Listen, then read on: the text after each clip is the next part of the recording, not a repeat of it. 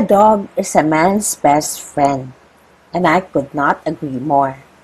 Sago, my pet dog, is a living testament of how I am able to manage my disorder. Since the day I've acquired her, I've fewer boots of depression.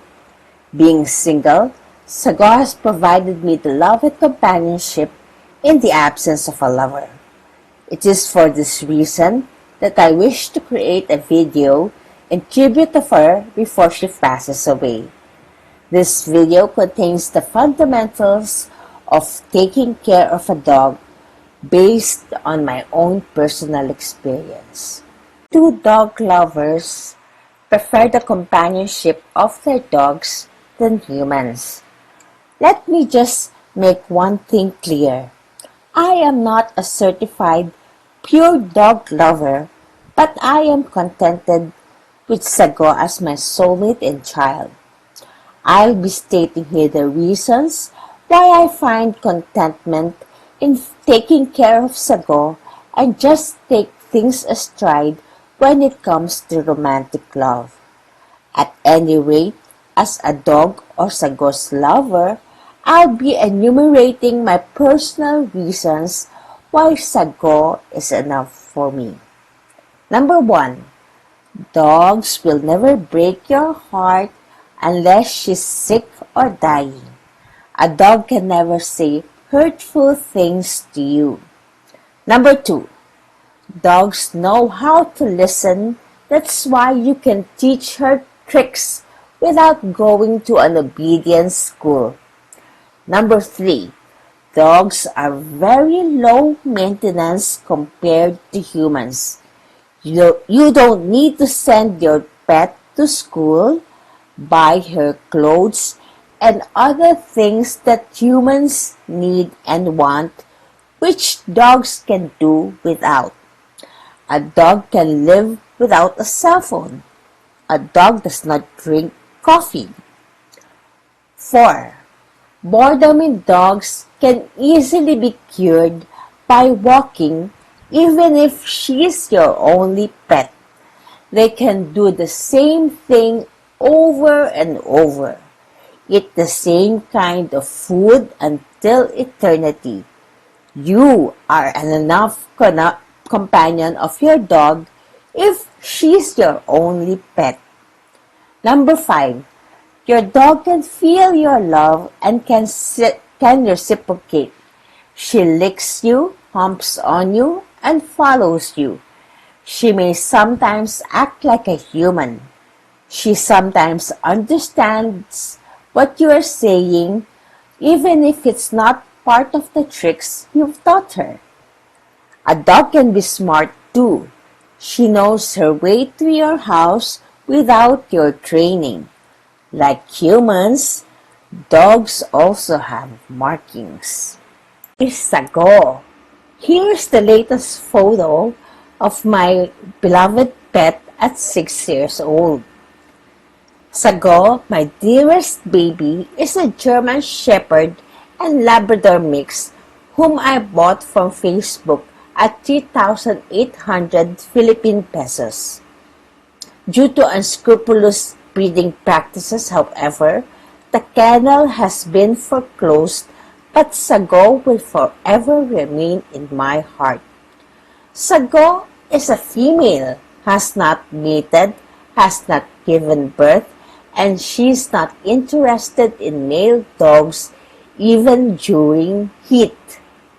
She was born on January 13, 2016.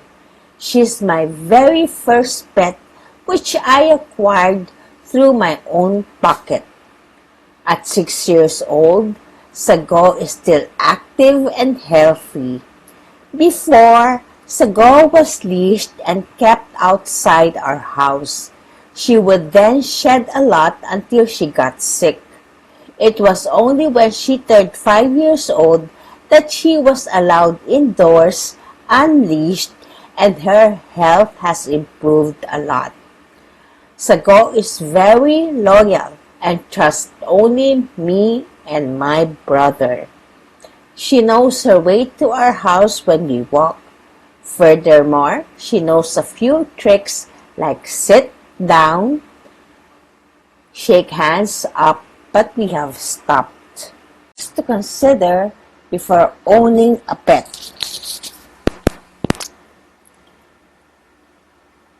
Honestly, I never thought of these factors when I acquired Sago. All I wanted was to have a pet to keep me company since I am single and perhaps lonely. As I consider myself as her fur mom, however, I have committed myself to personally take care of her hands-on. This means I also have to forgo staying overnight at a different place and traveling. Okay? So here are the things to consider before owning a pet. Your dog is like a human being. As an owner, it is your responsibility to make sure your fur baby is well taken care of, just like a child that never grows up. In other words, your dog is forever dependent on you at the span of her lifetime. Next, number 2, budget. Generally, imported breeds are more costly. Rescued or stray dogs are free. Moreover, some imported breeds are more expensive than other pedigrees. Number 3, your dog's personality and temperament. Larger breeds need more exercise than lap dogs. Lap dogs are also friendlier than larger breeds, but larger breeds are more trainable. Number 4, the space. Is your dog a working dog? She would then need more space. Number 5, vet visits, where she needs the 5-in-1 booster shots and annual anti-rabies shot.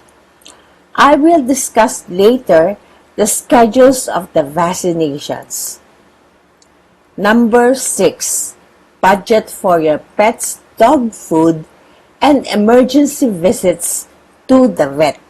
What are considered emergencies?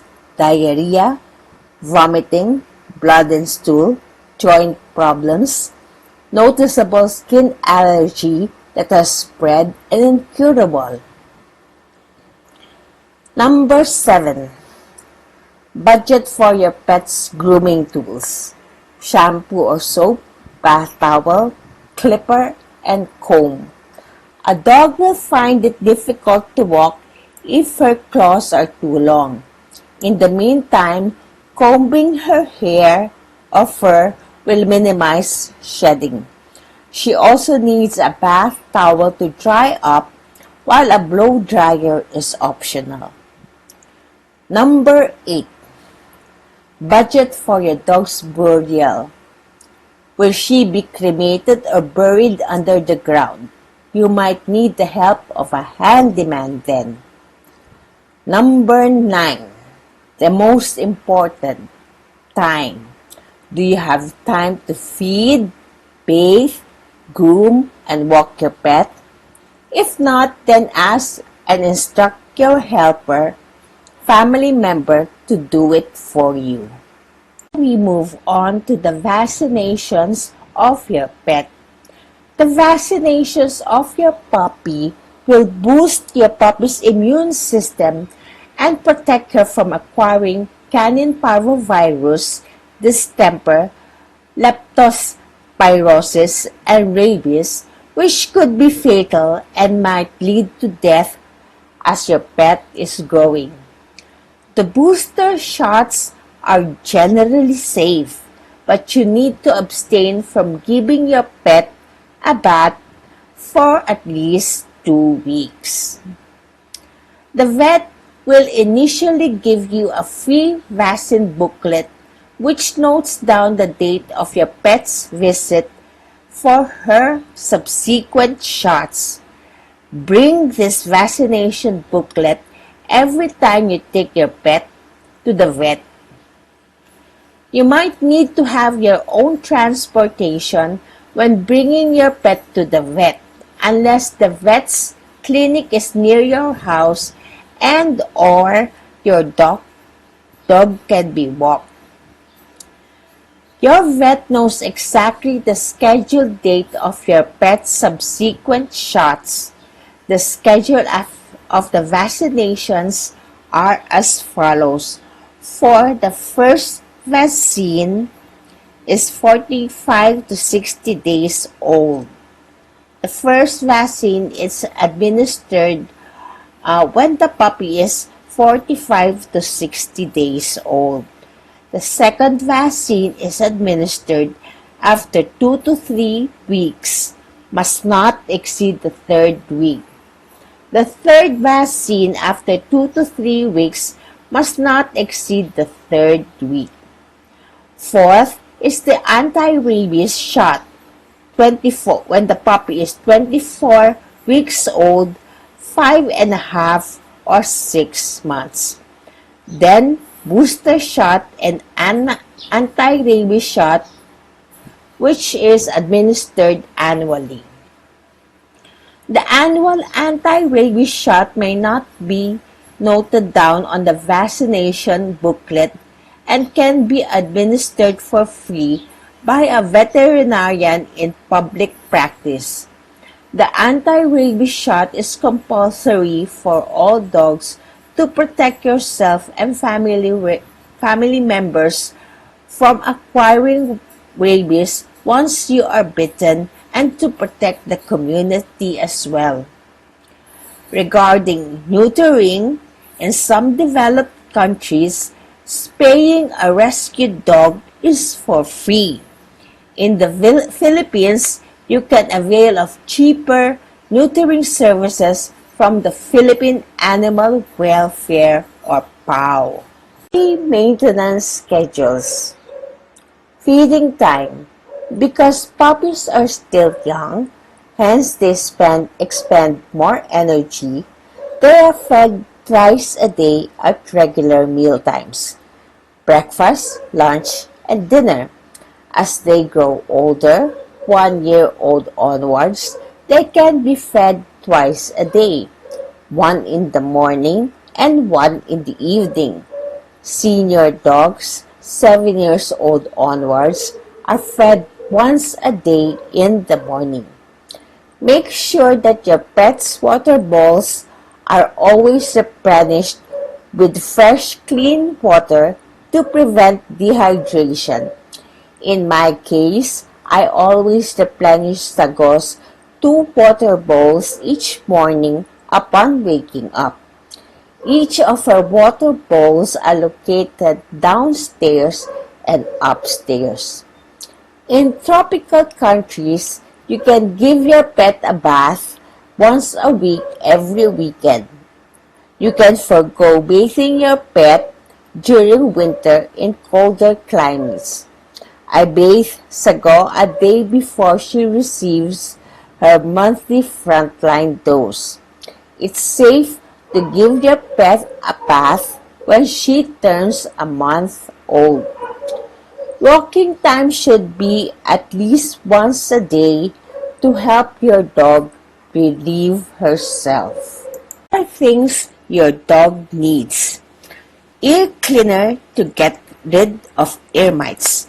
Take note that ear mites are different from tick and fleas and require a different treatment. This is noticeable whenever your dog shakes her head repeatedly or non-stop. This is only applied whenever you notice your dog shaking her head repeatedly. Massage your dog's ears after every application. A few drops will get rid of the ear mites if you apply the ear cleaner regularly.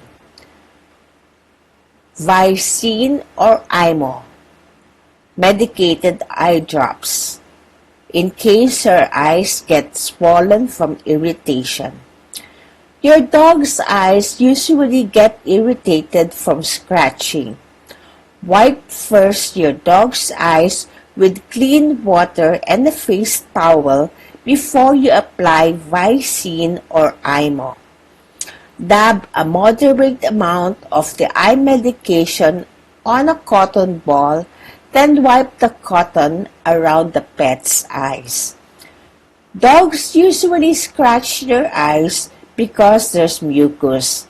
Make sure to clean your pet's eyes with clean water and a cotton ball.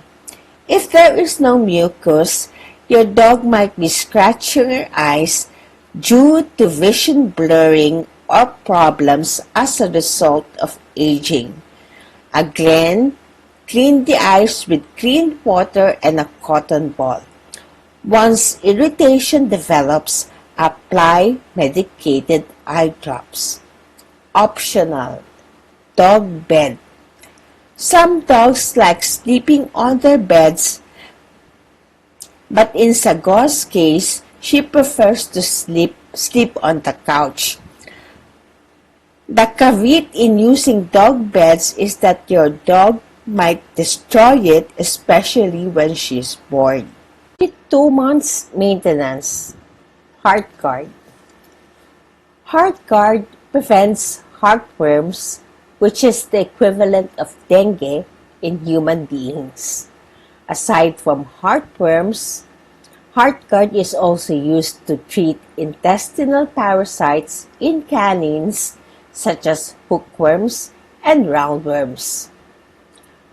HeartGuard is especially important if your pet stays outdoors where she is likely to be bitten by mosquitoes. I used to administer HeartGuard every month to Sago, but then she had diarrhea when she turned 6 years old. Now, I only administer HeartGuard every 2 months since Sago stays indoors most of the time. However, she still needs immunity against intestinal parasites since she still licks her butt and genitals. HeartGuard is available in different chewable tablets depending on the size of your dog. Every month or monthly maintenance. Frontline Plus or the Tick. Frontline Plus and the Tick are both effective in fighting against tick and fleas, but Frontline is longer lasting and does not leave a bad odor upon application. Frontline Plus or the Tick is applied on the nape of your dog every month. Frontline Plus packet has instructions on how to apply the pipette. A Frontline packet contains 3 pipettes, which is good for 3 months, while you would need a syringe with needle to extract the tick from the bottle and then remove the needle when you apply its liquid content on your dog's nape. The Tick is a lot cheaper than Frontline Plus. Like HeartGuard, Frontline Plus also comes in different pipette sizes depending on the size of your dog. Pets' meals. Like human beings, dogs also get tired of being served the same food over and over, which is why I incorporate different dog food brands, from the cheapest to the more costly, to add variety to Sagor's meals. Trying different dog food brands will also help me evaluate which brand promotes shinier coat, stronger bones and muscles, and stronger immunity. Dogs generally don't like rice, so I mix dog food with table food. What does Sagor's meal consist of? As much as possible, avoid giving fatty foods to your dog, as this could cause Diarrhea. Fatty foods include anything that is fried or sauteed. Sago's meal consists of 1 cup of dog food every morning. This is during regular meal times. I give Sago 2 cups of dog food a la carte after every bath as she expends a lot of energy shaking herself. Two, two peeled boiled eggs, smashed, seasoned with a little spiced vinegar for flavor. Mix the eggs with the dog food. To save on eggs, I would feed Sago leftover table food in the evenings. Make sure to remove the bones from fish, chicken, beef, and pork. Otherwise, your pet might choke, requiring costly hospitalization and surgery. Sometimes, I mix table scraps with rice instead of dog food, especially when it has sauce. Dogs usually scratch their ears because of ear mites and not food allergy. Bathing time. I use mild soap or body wash on Sago to prevent skin allergies. I also use a gentle conditioner to soften and disentangle her fur. I don't give Sago a bath where the extended drainage could get clogged. Instead, I give her a bath at our garage. What to carry with you when you take your dog out for walks? All of these items are placed in a chest bag with compartments. Number 1. Keys to the house so you won't disturb your family when you come back after walking. Number 2. Disposable gloves to pick up the poop since the poop may be scattered. Number 3. Cotton and reusable gloves for controlling leash. Number 4. Disposable tiny sandbags to place the poop. Number 5. Portable rechargeable lamp to see your pet's poop early in the morning. Number 6. Ear cleaner just in case your pet shakes your head vigorously. Glucosamine tablets which your pet is forced to swallow before you open the door. Glucosamine is for the joints. It's a food supplement for the joints. Number 7. Adjustable leash which relaxes while you walk your dog. Why do I love Sago? Sago is my stress reliever. I can meditate every time I walk her and or whenever I caress her. My stress levels are further reduced every time I call her and use terms of endearment such as anak, Tagalog for child, baby, peanut butters. As I treat Sago like my very own child, I need not look for a partner in life. Like I said, a dog will never break your heart.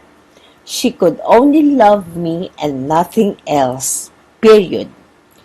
Sago helps me plan my day. I exactly know what to do whenever I wake up. Change her water bowls, walk her early in the mornings to help her relieve herself. It may be a good idea to get a pet if you're single. In the absence of a lover, your dog will be your best friend, lover, and child all rolled into one.